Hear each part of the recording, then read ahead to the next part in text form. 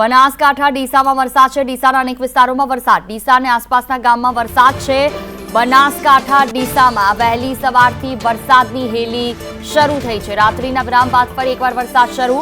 સમગ્ર પંથકમાં ધીમી ધારે વરસાદ વરસી રહ્યો છે।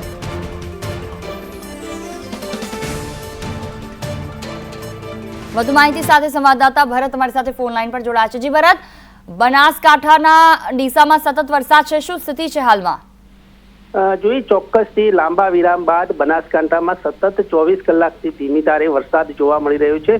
ગઈકાલે પણ આખો દિવસ વરસાદ રહ્યો હતો અને રાત્રિના વિરામ બાદ આજે વહેલી સવારથી જ વરસાદનો શરૂઆત થઈ ચૂકી છે।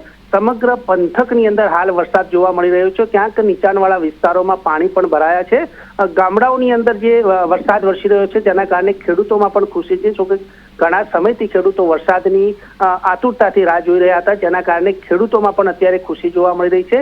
ડીસા જે શહેરી વિસ્તાર છે ત્યાં પણ વરસાદના કારણે નીચાણવાળા વિસ્તારોમાં પાણી ભરાયા છે। ક્યાંક નગરપાલિકાની ટીમ જ્યાં પાણી ભરાયા છે તેનો નિકાલ કરવાની કાર્યવાહી પણ હાથ ધરી છે।